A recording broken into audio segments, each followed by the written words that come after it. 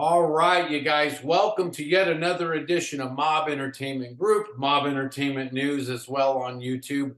I am Jeff Crow, JC, and today I am extremely excited because we have a guest who has been featured on a few documentaries. We have a guest who is an accomplished author, and then of course we have Bill Crooks who's been joining me each week, who's accomplished himself. And then you got me, and I guess I will say I'm accomplished as well. But I'm excited in particular about our guest because our guest has been on a documentary or two having to do with one of the more famous former members of the Cosa Nostra. In fact, the guy that a lot of people say started it all, Lucky Luciano. And she and Bill and I are going to be talking about one or two things in particular that a lot of you probably have not heard about. And so I think you guys are definitely going to find this to be a great, great episode.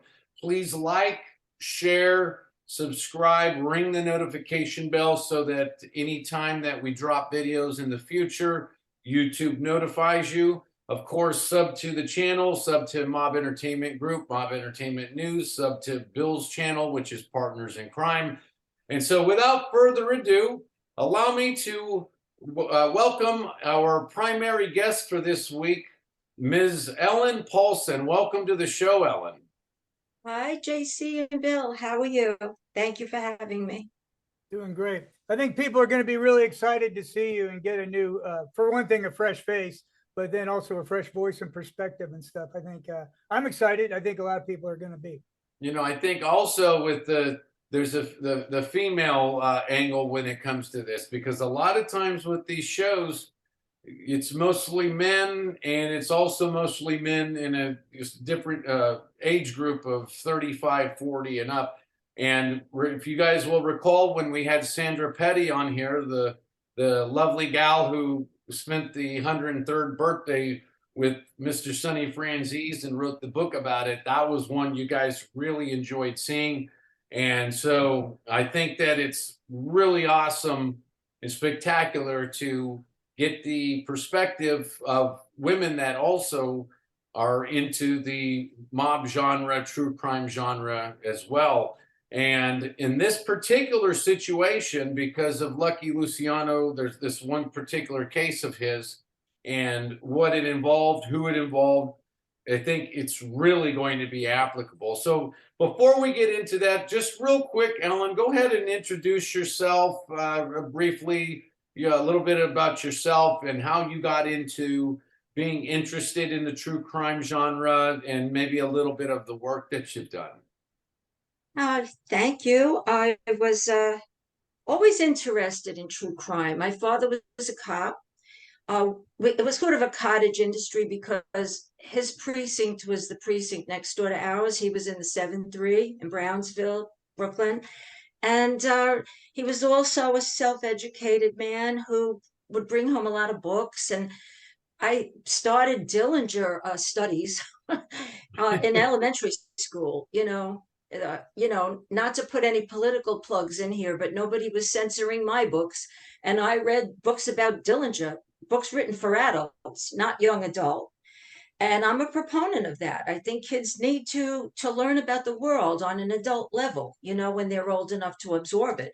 Sure. But anyhow, sorry for that little plug, but I just became very, very interested in Dillinger. And when I met a few of my own Dillingers as I grow up, I decided to let it go. I wasn't interested in the fictitious or the historical gangsters because I was hanging out with a few of my own.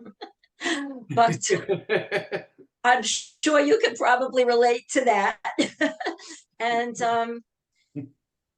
I picked it up again, believe it or not, with feminism. I went to college as an adult after graduating from high school and going right to work.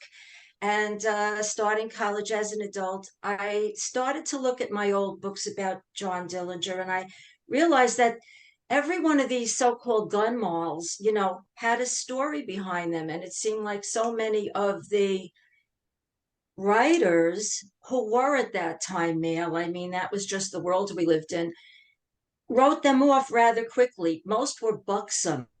What is buxom anyway? But they all were buxom and blonde. And okay, once we I get past think buxom buxom and means blonde, that she's there was, largely endowed and she fills her you dress out know, nice. once we get past all of that, what else was going on, you know? So I started researching them, and it was hard and confusing because there were a lot of them. There were like 13 of them. One for every month that Dillinger was on his crime spree or something. But I managed to pull that work together. Don't call us Malls, women of the John Dillinger gang. And from there, I just kept at it, kept researching, kept writing, and discovered that I like doing it. So that's Hey, it. you keep using the word mall. I think a lot of people might not know what that means. Can you kind of explain what a mall is and how that came You about? know, it's so funny. That's an antiquated word now. But when I was growing up, I don't know about you. We used it. My father was a cop, so everybody was a gun moll.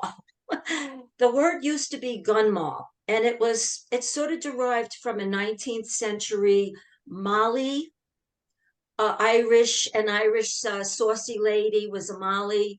Mall was short for Molly. It was spelled MOL in some of the really old police reports, New York City police reports. And the theory is, as passed down to me by one of my mentors, Bill Helmer, a writer, Mall fit in a newspaper headline. So in the 1930s, when the newspapers, including when the newspapers cashed in on Lucky Luciano's trial in 36, they loved small words that could go into headlines, that could sell papers. So mall fit, right? This works. And it was a clean way to describe a woman who was involved in a lot of underworld activities because there was so much censorship and there was codes. You know, they were just words you couldn't put in newspapers then. So that's a mall. Oh, That's that what a was mall. beautifully explained. Wow, Thank that's you. something new. I actually had no idea what that was. So carry on, Ellen. Carry on. Carry on. Well, that's it about me. Yeah. So there we go. We got a mall. Okay. So the what we're going to be talking about today, obviously, Lucky Luciano, and we'll go through a few things with him. However, the main thrust of today's show is going to be his prostitution pandering trial and some things that Thomas Dewey was able to uncover or whatever about him, and some things that a lot of people, would probably find to be amazing that came out in his trial. So, Bill, you know a little bit about the begin. You researched the early life of Lucky, right? Sure. Yeah, I know Give the folks a quick rundown of sort of who he was at the younger stages and all that stuff, and then we'll get into what happened with his trial in the 30s. Go ahead. yeah, he came over from Sicily. His name was it wasn't Luciano. It was like Luciana or something. Lucania. There you go, Latania. And as he got over, he went to school, didn't last long. He ended up in the truant school. About the time he was 14, he started getting into criminal activity. He got busted, I think, for drugs. His parents kind of were done with him. He changed his name to kind of protect them, is the way it goes. And he goes from there. The difference with him is he wasn't glued to the Italian neighborhoods. He was known to branch out. Also, he was not in a strictly Italian neighborhood. He had exposure to other ethnicities, Irish and Jewish.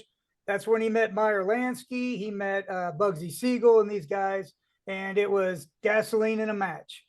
So these guys kind of grew up together. He went from protection for fruit carts, things like that, to rolling dice games. He'd go to jail. He'd learn more and more, and that's kind of how he gets his. That's how he gets his start. Yeah, and that was something that he had. There was a couple of Italian bosses, right, that were, that weren't so keen necessarily on the whole idea of Italians working with non-Italians. Correct. As we get into Prohibition, you've got two power heads. You got Maranzano and you've got Joe the Boss, Masseria. He's falling in with Joe the Boss.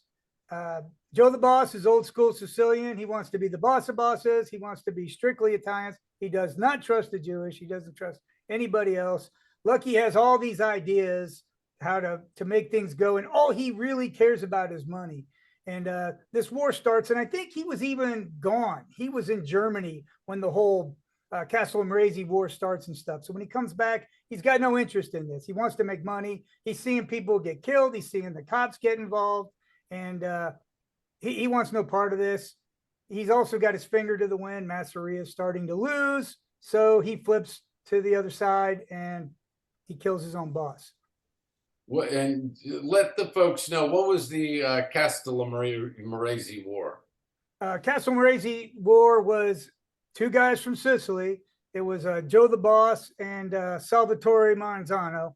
And at first they were both up and comers, right? And they're robbing each other's booze and they're doing little things. It escalated until there was the city, as big as it wasn't big enough for the two of them. And then you had to pick a side, and it was just warfare in the streets. Check out the Partners in Crime podcast on Joe the Boss. I cover it pretty tight. And just crazy stuff, shooting in the streets, pedestrians are getting killed. It was a bloody war, and not just gangsters getting killed, live people getting killed. So this is a famous scene if you watch Boardwalk Empire or whatever. He goes in, he has a little meal. He goes into the bathroom, and rumored to be Joe Adonis, Bugsy Siegel, maybe Vito Genovese, maybe Anastasia. We don't know exactly who. They go in and just light him up. And that's the end of him. So then Maranzano takes over. He had already made a deal with Lucky that there wasn't going to be bloodshed on both sides. He wasn't going to seek retribution for the armies. He just wanted Joe the Boss killed, who was Giuseppe. They wanted him dead. So that happens. But then guess what? He's already starting to work his game and say hello to the new boss, same as the old boss. So they set him up. He's going to be audited. He knows that the G-men or the tax guys are coming in and they're going to shake him down. He's expecting it. So he orders all his guys not to have guns and stuff, anything that's going to get him in trouble. And Luciano sets it up where Bugsy Siegel, Mylinsky, these guys, they come in dressed in suits and stuff, and they think it's the tax guys. So they're like, yeah, put their hands on the wall, and they shoot them, they stab them. It is a bloodbath, and they take care of these guys. And now you've got the commission. So that's why they call him the guy who started it all. Not really. Of course, it was started in Sicily, centuries before this, but he's the guy that organized crime. Not just him, but he gets credit for it. Yeah, could you imagine if the ADL had been around back then with some of the attitudes, these anti-Jewish attitudes some of these guys had back then? Yeah. The old Sicilian bosses they would have been they would have been called out for it. One of my Jewish friends actually told me that joke once. We were chatting about all this stuff. You're lucky we didn't have an ADL at that time yet, so But yeah, so absolutely, that's how that all started, and of course the older bosses, the Sicilian and Italian bosses, like those guys, they didn't trust the outside groups, Irish, Italians, or pardon me, Irish, Jews. Some of the Sicilian guys probably didn't even trust some of the Italians, Right. because they weren't Sicilian and all that. But it was a full-blown Sicilian that did him in. Although these young Sicilians were Americanized, they Yes. didn't. See, that's the They didn't difference. have the same culture. A lot of the guys, when Maranzano would talk, I don't even think he spoke English, and he was Right. always philosophical and talking about Caesar and stuff. These little street guys, they were American. They didn't care anything about this. And half the time, they didn't understand a word these guys were saying, which also put Lucky in a good spot because he could. A side note, I saw a very similar phenomenon in California, actually, with the Mexican gangsters. The more Americanized Mexicans in California in the 80s and 90s, they had the same kind of different attitude than the Mexican, I guess, cartel or whatever criminals from Mexico. They really they saw them as not being able to, relate to the American style, I guess, criminal culture, and Right. there was. It's a phenomenon that you'll see with the immigrant groups, actually, between first and second generation folks. But So it's, America is where culture comes to die. yeah, it's certainly something there. So Ellen, the when we're fast forward, a lot of people know about the whole the situation where Lucky was attacked, and he hence where he got his name, because he survived that vicious attack. The at what point, we'll go ahead and get into the era of the whole prostitution case. When did Dewey, when did that start to take hold? Like, when did Dewey really start to, to get onto that, and that kind of thing? Well, the attack on Charlie Lucky was that 1929. Okay. That sounds right. Bill, yeah, that turned out to be cops beat him up. I've heard And that's part of it. they Yeah. wanted to the scars, there's all sorts of things. He was hung by his thumbs and all this medieval stuff, but the Mm. cop was digging his heel in his face in the car, in the police car. I'm wondering, well, see, I'm a New Yorker, so I'm wondering, how did they get him to Staten Island? We didn't have the Verrazano Bridge. I'm thinking, did they go to Jersey? Did they go through the Outer Bridge crossing? How did they get him to Staten Island? But that's a New York problem. But I think the point I'm getting to with the one-way ride that he took in 1929 is that he was not on the radar in terms of the newspapers really in the 20s, but he was on the radar of the cops.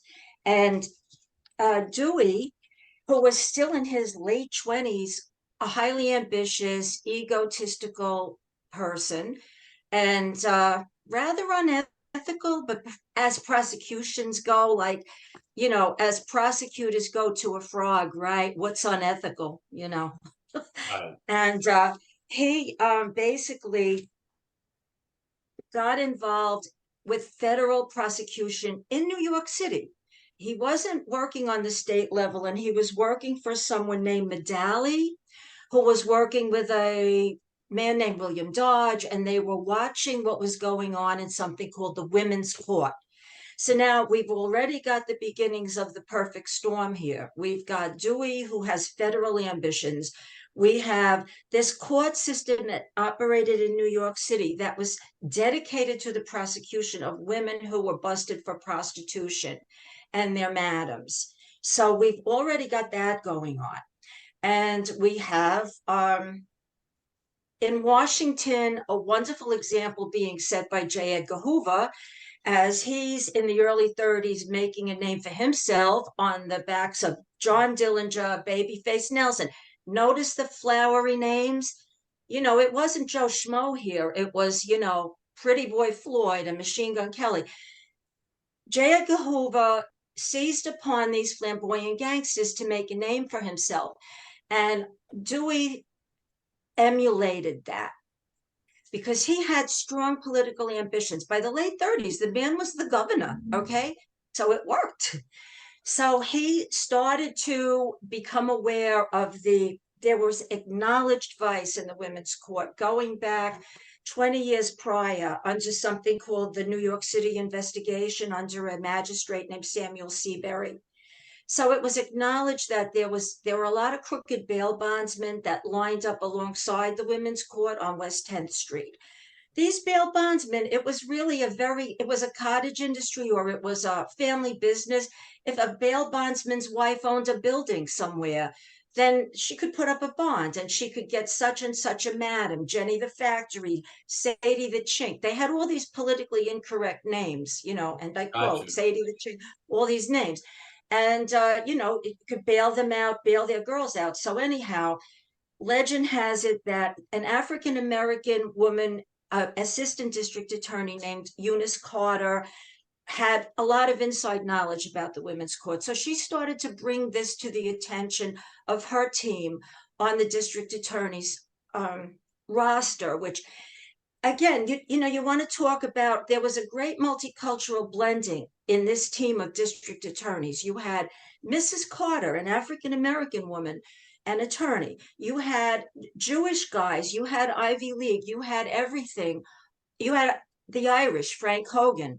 You had a real multicultural assortment of district attorneys, as you had a multicultural assortment of gangsters at that point, with the Jewish guys, the Irish guys, because after the Castle Montmorency War, all the Jewish men and the Irish men joined forces with the Napolitan and the Sicilian, as you say, Bill, to start up the commission, you know, and that's really putting it on a very elementary level. So Dewey is just looking at this thing, and he was ambitious. He wanted to get Dutch Schultz, and that's a whole other story. We could get into that, you know, how Dutch Schultz handled that problem. And, you know, Yes, yes. but he wanted Dutch Schultz. He wanted Gora Shapiro. He wanted Lepke Buchholzer. These are all gangsters who were involved in the industrial rackets and the garment district rackets in the 1930s. So getting Lucky Luciano was something that, as Dewey came of age, as Dewey's mustache got neater, and as he went into his 30s, full manhood, he wanted this trophy. He wanted this Lucky Luciano. And there had to be a way to get him that did not involve whatever he was into, bootlegging, narcotics, gambling. Nothing that they had on him had ever stuck before. And it wasn't going to stick now. So he had to come up with something else. And he did. Yeah, he came up with the prostitution racket situation, and you know, with a lot of those guys, it's a prime example of how they insulate themselves from a lot of things. And Luciano had figured out that he could do that. It's very intriguing, though, that I like how you put that, sort of a multicultural, you know, team of investigators and DA people, because you know, back then, you know, the image, at least with a lot of folks now, is they would just assume that it wouldn't be, but this was one of those times where the phrase diversity is our strength ended up being a strength, because when you have a criminal world that's diverse like that, you need to have prosecutors, cops, and others that also understand this stuff. And, you know, I saw this, let's say in the 90s with the Detroit partnership. They used to work with the Chaldeans, which were Middle Easterners that settled in Livonia and some of the cities outside there. Well, they were able to speak languages and used nuanced phrases when they talked on the phone about things. And, you know, the average, let's just say Anglo-Saxon, if you will, agent probably wouldn't have understood, you know, what was being said. But if you have somebody who's of Middle Eastern descent, Chaldean or whatever, that agent's most likely going to have a much easier time deciphering what's being said. In fact, the DEA of that era, the 1930s, 40s, 50s, under Anslinger, when they were called the Federal Bureau of Narcotics, was actually one of the first agencies to go out of their way to hire African-American agents and Puerto Rican and Mexican agents and others. And that, you know, Anslinger himself, no matter what his own personal race stuff was, which, you know, he probably had his own views, but from a practical law enforcement point of view, Anslinger recognized that if you're going to bust, let's say, the opium industry, you better have guys who understand Turkey at the time. You better understand Syria, guys that understand Lebanon. And to his credit, he was, you know, that in fact, one of the most successful agents in FBN DEA history was a black agent known only as Cyclone Jones. If you ever look him up, you'll see that he was one of the black agents that was his street name, and that's all a lot of people know him as. He was one of the ones who first put together the flow chart of the mafia members that were involved with the heroin business, because he was out there on the street and he was you know, he was right there in the trenches. But you know, that's a good point that you said about how, you know, it sort of takes people that know the community to catch the folks that are doing it. And crime, especially racketeering type crime, vice crime, you're going to find that it's across the board with different types of groups. So carry on going into the gal who started the prostitution sort of investigation, going at that angle with Charles. Well, Eunice Carter, the African-American assistant district attorney, interestingly enough, as things progressed after I'm getting ahead of myself, but she wasn't the favorite of when the prostitutes, I don't know, what should I be saying here? Sex workers. I like to use the jargon of the era. Yeah. Yeah. You know, so if in the era they said prostitutes, so that's what I'm going to say, prostitutes. Sure, yeah, absolutely. Once they were in custody, once they were settled into their safe houses and nestled in, because they were treated very well once they were in custody, because they were going to testify. I'm getting ahead of myself. They really weren't into relating to her. Funny that they preferred the men. They preferred Baron Tenek, who was one of the probably young and handsome district attorneys. At that point, it wasn't so much about demographics or relating to your own demographic, but more chemistry. You know, and some of these young ladies, they just like the young male district attorney. So that's an interesting twist that it took. But, you know, they didn't, to get back to the original investigation, they didn't have anything. It was a real stretch. This was called, the bonding combination. Combinations were very common in New York City back in those days. Anytime you had a group of basically low-level mobsters operating together in something, whether it was numbers or whether it was like this with the bonding of the prostitutes, they called it a combination. And what had happened was madams were independent. Bondsmen would bail out their girls because the madams would pay the bail. And it was just a pretty straightforward. And a couple of guys muscled in at one point. They wanted to be the middlemen who got $10 a week from every girl.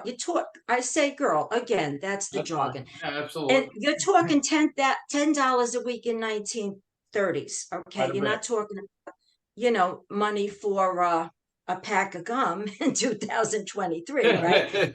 So you know, so it became more of, they muscled in, they threw out they were called bookers. Bookers were not pimps. Bookers were people that introduced prostitutes to madams and got them settled into houses. We're not talking about the Boardwalk Empire or Al Capone kind of idea of a house full of girls in nightgowns. It wasn't like that. There were maybe two women, a maid and a madam, in an apartment, and they would move around and they would be in a million different addresses in a 6-month period. So what happened was, a couple of the guys who were on top of this group that muscled in on this were, I don't know if I want to say lieutenants, but they worked under Charlie Luciano. Sure. Tommy the Bull Pinocchio, Little Davy Batillo, and who was the other one? And Jimmy Fredericks. There were a few that worked under him in other rackets, like bootlegging, maybe from years prior, or narcotics, and so these were the guys that sort of managed the muscle underneath them that forced the bookers and the madams to pay to the combination. So if I'm making it clear, it was a very hard connection to make, because there was absolutely nothing, right, Bill? There was nothing connecting Luciano. What you would need is a bagman to pay Luciano and somebody to testify that they saw that happen. There was a bagman who testified. Yeah, I mean, I have his name written down in here someplace, but there was one, and he did testify. So, you Right, know, and that's what what they, kind of changed it. That's what got things going. And to clarify, yeah, $10 that she's talking about $153 now Wow. per that's girl all. per That's week. still not a lot, though. But when you multiplied it by how many women That's what I'm were saying. being That's just a cut. shaken Yeah. down, shook down, Plus past weekly, partisan, they're doing shook it every down. week. So, you know. Yeah, there's people Right. working 40-hour weeks for $500, out here in the Midwest. Oh, I wouldn't know. Trust me, it But happens. anyway, So don't mind the they're Catholic feeling it. schoolgirl coming out here. But I don't know, to get back to it, they needed testimony because they didn't have anything else. And the entire case was built on hearsay, which is considered constitutional. You can dispute it on relevance, but it basically, in New York criminal procedure of that time, hearsay was admissible. And what they were getting from the four top women that testified, it was double hearsay in some cases.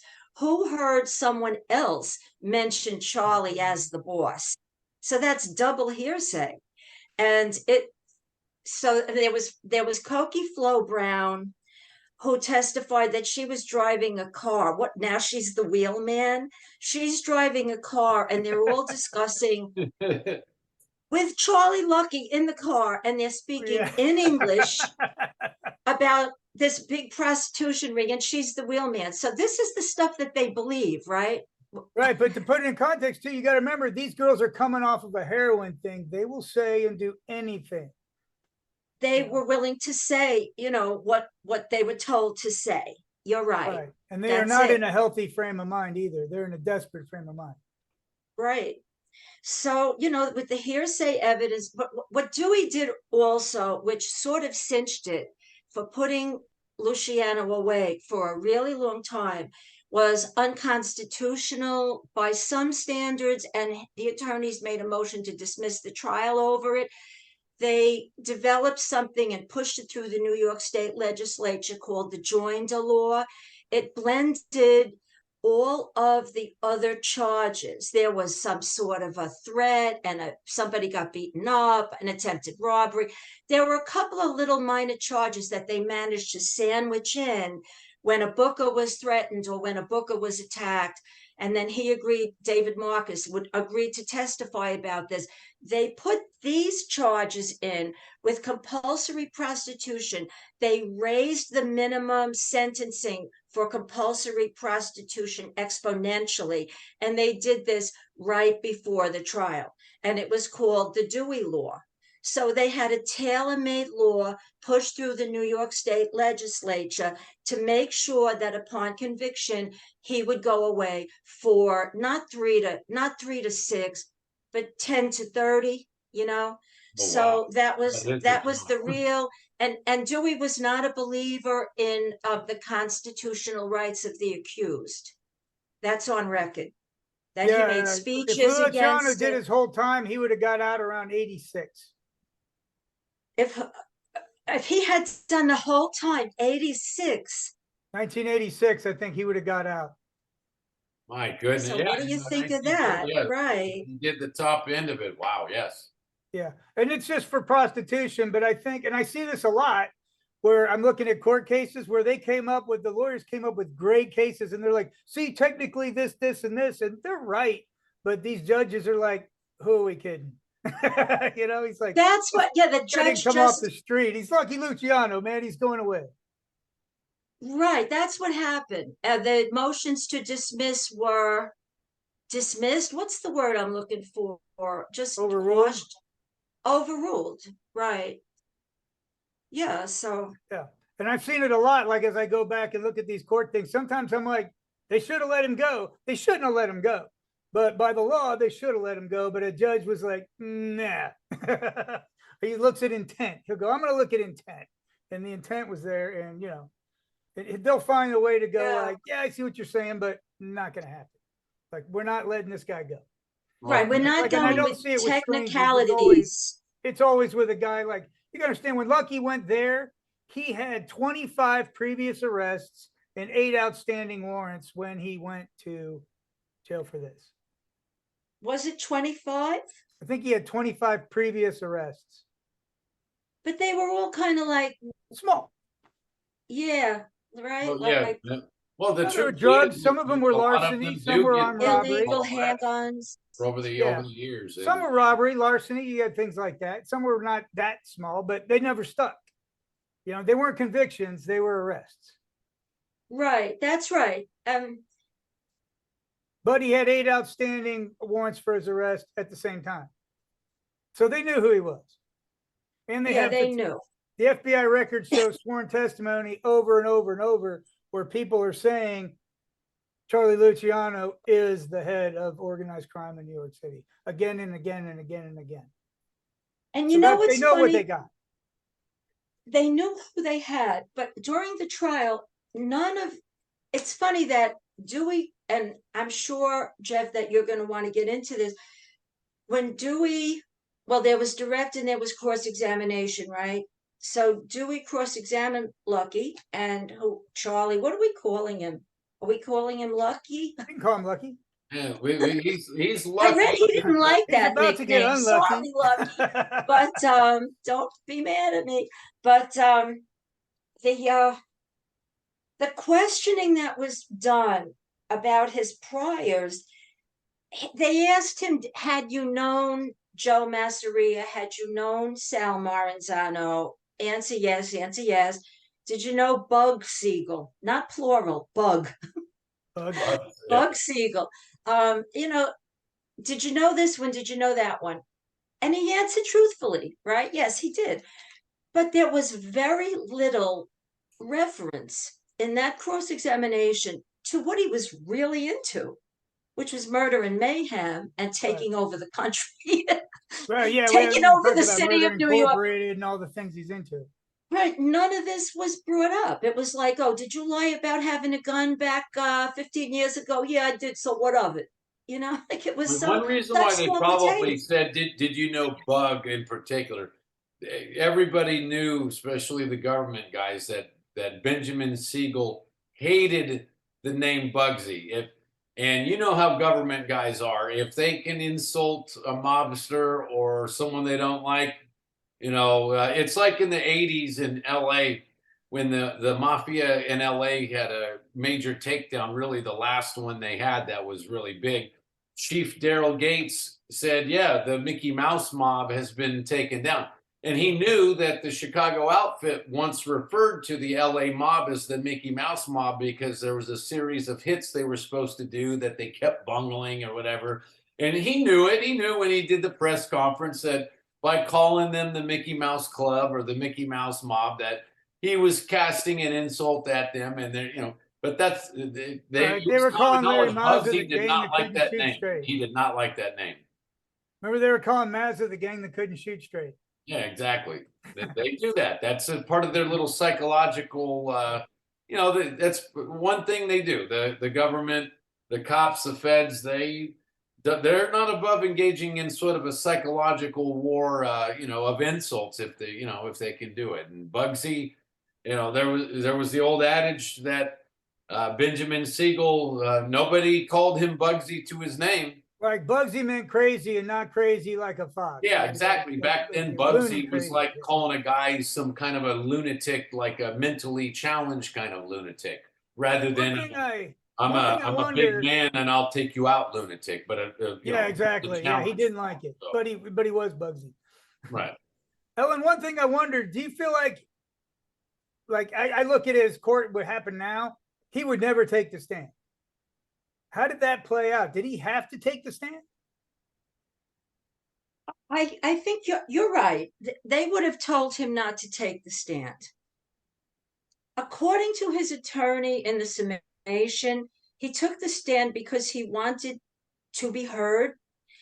I mean, I don't know if you want to buy into this, but according to his attorney, he took the stand because he sincerely believed in his own innocence, and he felt that as pertains to prostitution. Right.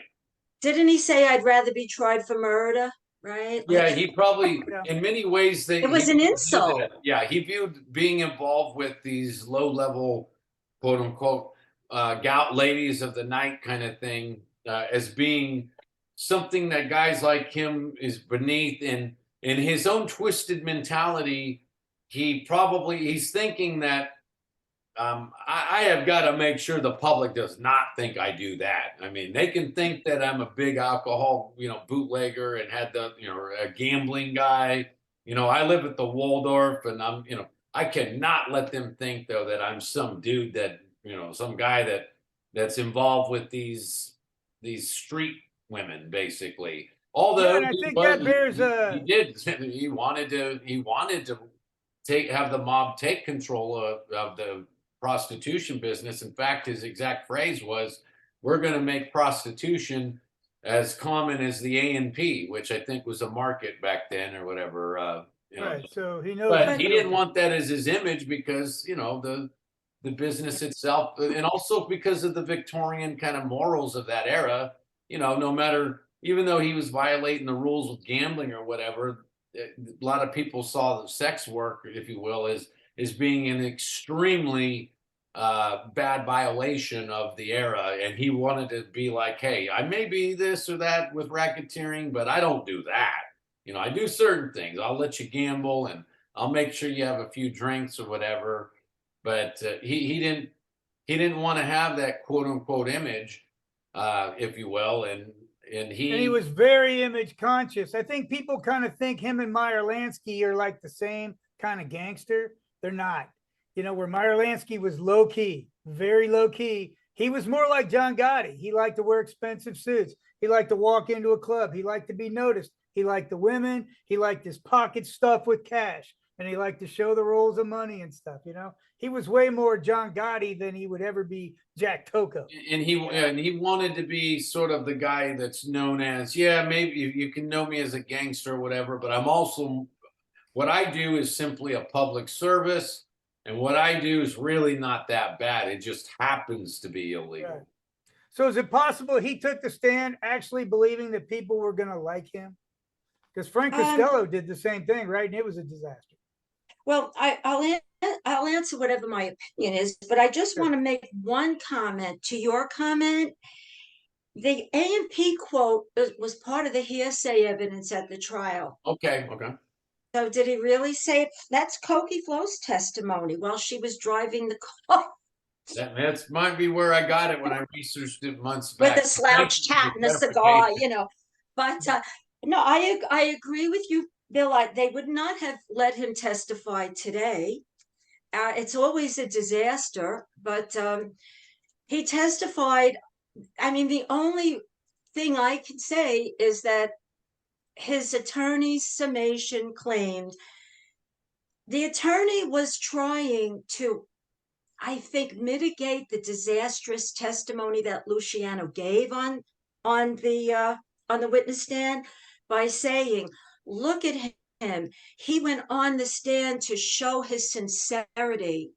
He won't lie under oath. He admits to things. He admits to things that don't make him look so good." So, but he didn't do this. He did. I'm sorry, he didn't do what? Their argument is he did a bunch of stuff, but he didn't do this. Right. He did a bunch of stuff, but he didn't do this. He went on the stand to claim, he didn't know Nancy Presser. She was the one who testified that she was kind of like a quasi girlfriend who went to the Waldorf, but they didn't do the which enraged him because he felt it made him sound like that there was an aspersion on him as a man. And he got up there and claimed he didn't know her, that he didn't know any of the women that testified. I think he admitted to knowing of Cokie Flo or meeting her back in 1928. But the most damaging testimony from Mildred Ballard said he didn't know her. He really wanted to say he did not know them. And, interestingly enough, too, he's the only one. There was something like, I think, 11 or 12 defendants all these guys, all these bookers went on trial with him.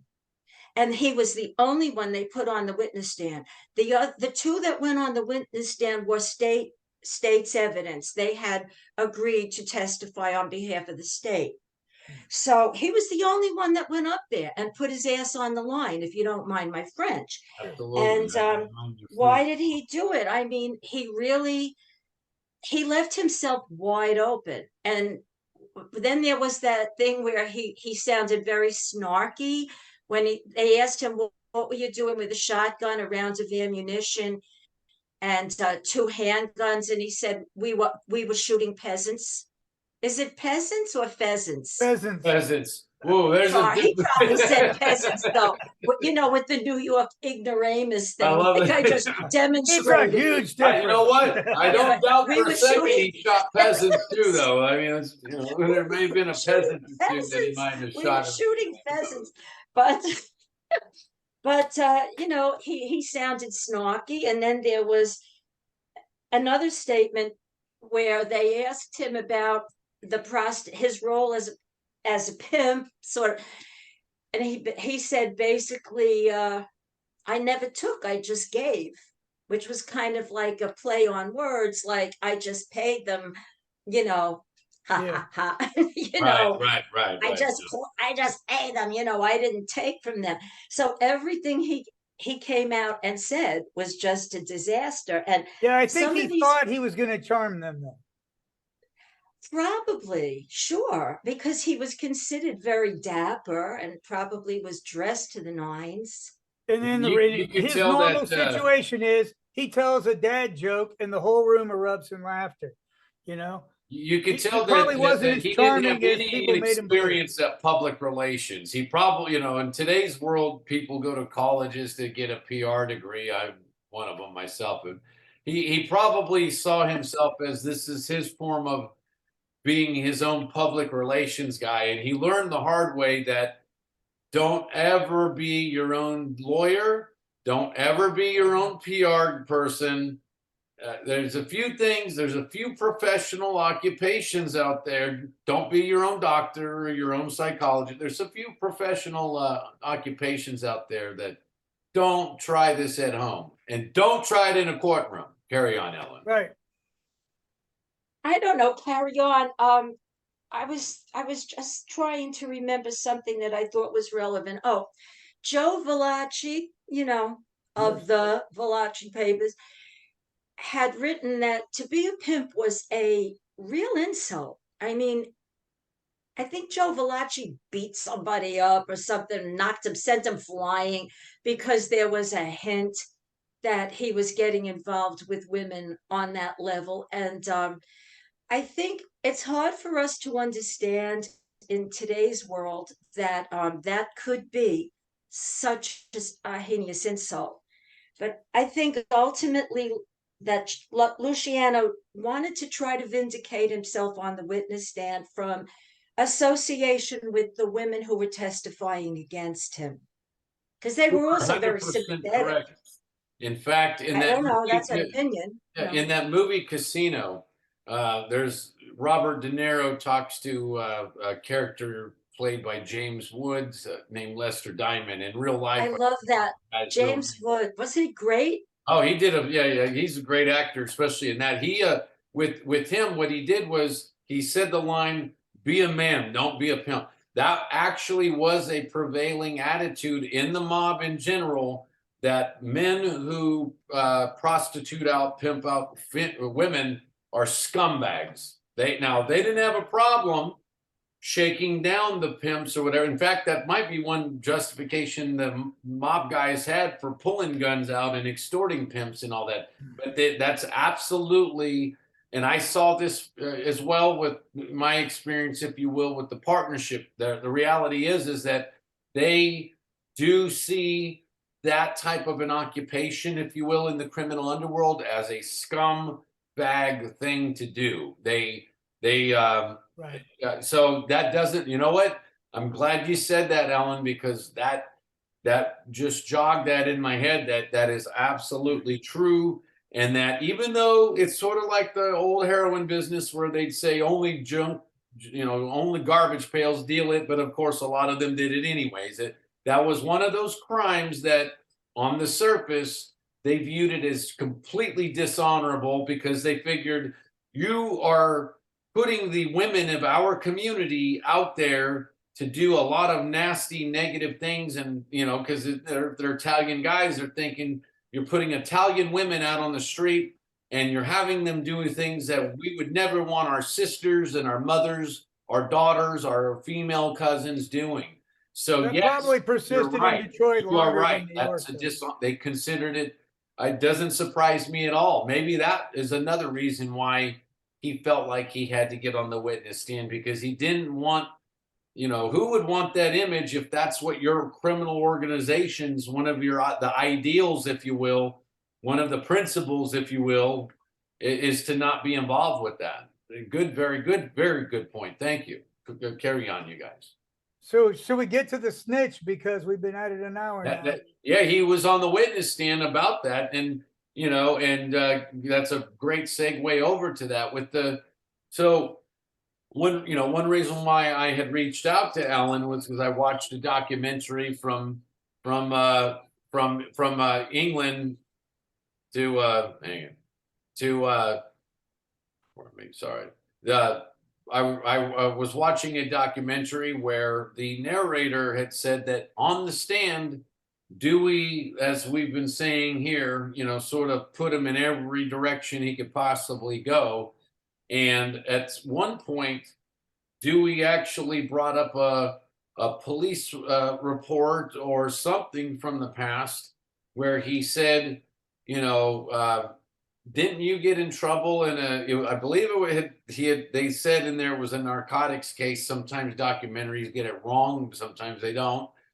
Maybe they got it right, but something about, weren't you arrested or accosted by the police in a case and you gave up the names or location of where, if this would have been in his teens, by the way, folks, which means it would have been, the Harrison Narcotics Act was 1918. So, but the states already had a lot of drug laws by the time the feds did theirs. But he brought it up, and apparently it caught Lucky off guard. And so if you had a chance to look into that, go ahead, you guys. Who's on first? What's on second? I don't know who's on third. Right. Yeah. Well, so with Dewey's cross-examination, he brought up, weren't you just a stool pigeon yourself at this point because you gave up information to the cops? Okay, I'll start, and then Bill, I'm interested to hear your opinion on it. You sent me scurrying to the municipal archives to this week to look at some of this testimony, because I don't want to bring my own prejudice into it, which is that, my boss of bosses wouldn't do that. No. But actually, he did. Didn't you give information in regard to a truckload? Answer yes. Now, that's not really exactly what happened. He was this incident occurred in 1923. Now I'm reading from the attorney's summation. Attorney Levy was one of the team, and his summation, it means that was in 1923 when Luciano was 25 years old. Yeah. Okay. Meanest insinuation of all. He used that as an insinuation of character. Now, that's what he's saying.